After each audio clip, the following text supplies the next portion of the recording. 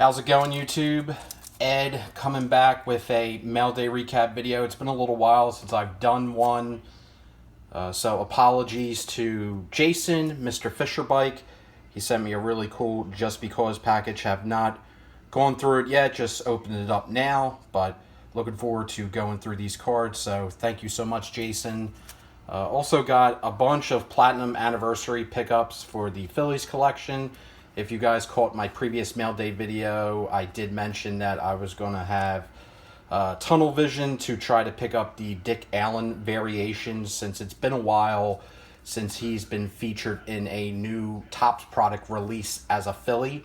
But also came across a couple other cheap Phillies that were ending at auction from a lot of the same sellers that I just wanted to scoop up.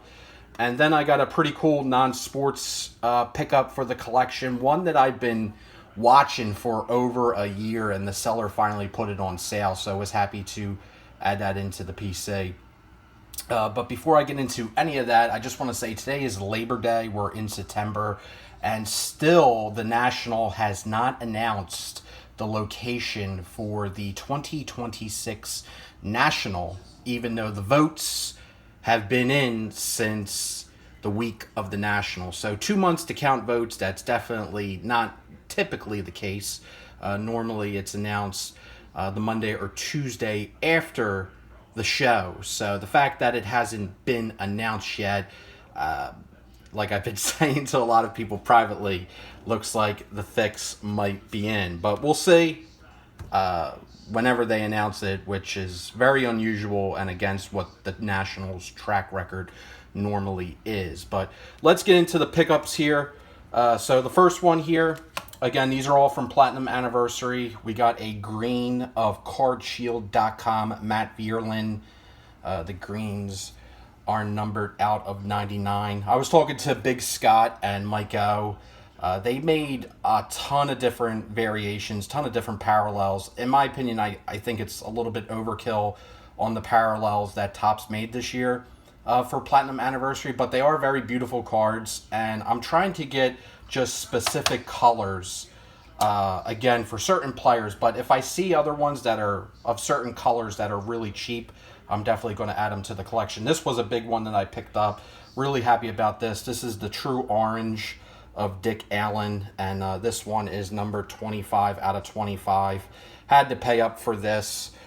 This went for a pretty decent penny. I think I paid a little over $50 because the Dick Allen ones, there's a lot of people gunning for them. I know Mike O showed off like a treasure trove of them, but there's also other Philly collectors out there scooping them up. So there's a lot of competition for these cards, which you don't normally see, I feel like. But like I mentioned with Dick Allen, it's been a while since he's been featured as a Philly, which is why I think a lot of people are going after those cards in particular. But a lot of the Dick Allen ones have been selling for a lot more than what the I would say his contemporaries sell for.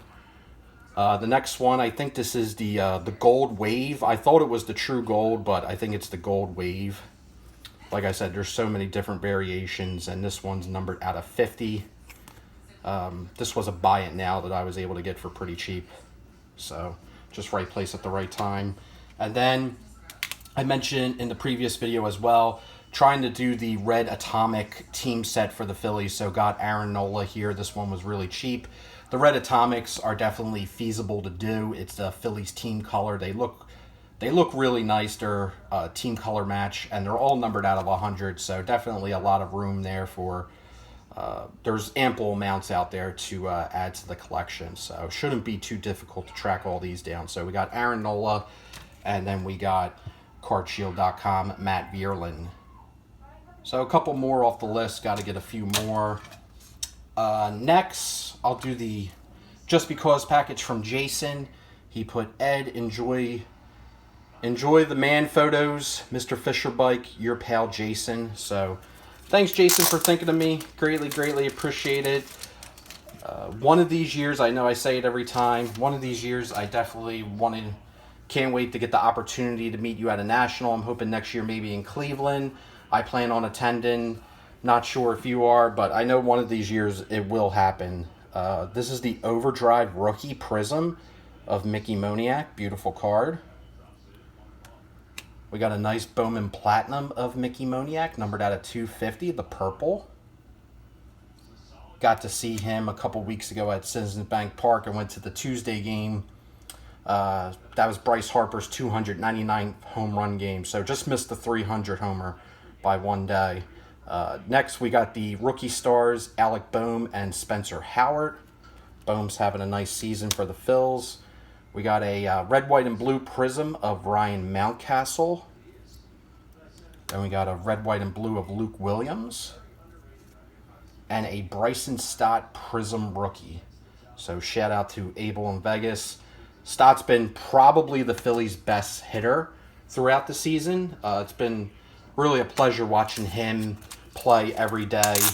And he broke history this year by overcoming Willie Puddinhead Jones's hitting record, which I talked about months ago in a video. Next, we got a gold refractor of Ubaldo Jimenez. Very cool. Great material for the Z Folio here. This one's numbered out of 250. Beautiful looking card. I'll be down Camden Yards on Saturday for Bruce Springsteen's show, so going to that. Next, we got this triple threads, numbered out of 1,350 of Doc Roy Holiday. Beautiful card, right up my alley. Thank you so much, Jason. And to top it off, we got this pink Titan Mike Bowman for the O's rookie. Tons of shine on that card. Panini. They won't be making cards much in the foreseeable future, but they did make beautiful looking shiny cards. Very, very nice. So again, thanks Jason. Greatly appreciate that, my friend. And the last card here that I'm going to be showing off, I was talking to Andrew Nuff Said Cards quite a bit at the Friday meetup about history-related non-sports cards. The pre-war era to the late 1800s. And I've been following a lot of these cards for quite a while. Specific people I'm looking for in regards to U.S. history, like U.S. Grant, General Sherman, military figures of the United States military. But this one in particular, this guy does not have a lot of cards out there. Very, very famous after World War I. But this is from 1937 Donut Corps of America. So this is a food and beverage card. And from my understanding, these were on the donut boxes. And I believe there's many different examples. There are some baseball players included. Babe Ruth is in this set, which seems to be the most popular card. But this card is of Sergeant Alvin York, Medal of Honor winner. And at the bottom of the card, it said he captured 125 soldiers single-handedly. So Sergeant York, if you don't know, these are blank backs, by the way. But Sergeant York, if you don't know, read a little bit about his story. Just a lot of history here. He was he basically was on a suicide mission. You know, World War I was probably one of the most useless conflicts of all of human history. A couple Major League Baseball players died in World War I, but he went over to France, and his platoon, his division, was tasked with taking a machine gun position. So if you know, frontal assaults on machine gun positions in World War I were basically suicide charges. And America came in late into the war, so they were fresh troops on the ground from the French and the British. So fresh troops for the meat grinder, and Sergeant York was one of the men that had to take one of these machine gun positions. Basically, his whole entire unit got wiped out, except for a couple guys, and he was laying amongst the corpses, sharpshooting a lot of the Germans in the trenches, and he got to the machine gun position, took out the machine gunners.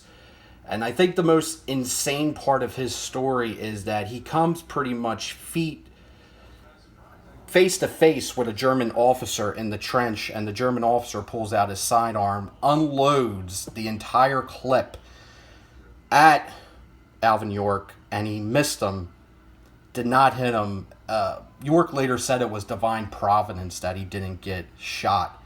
But just imagine being a couple feet from someone, they pull out a gun and pull out their sidearm, they unload the entire clip, and you don't get hit with it. I mean, the chances of that happening are pretty slim.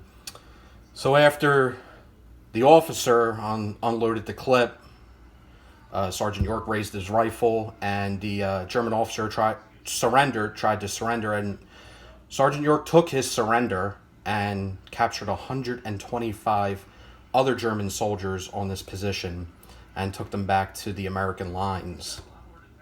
Obviously, afterwards, he got the Medal of Honor and was a national hero as the war ended in 1918. But what a lot of people don't know is that later in his life, in the 30s, he was a very, very vocal opponent of opposing Hitler and opposing Nazi Germany. And he got accused here in America of being a warmonger.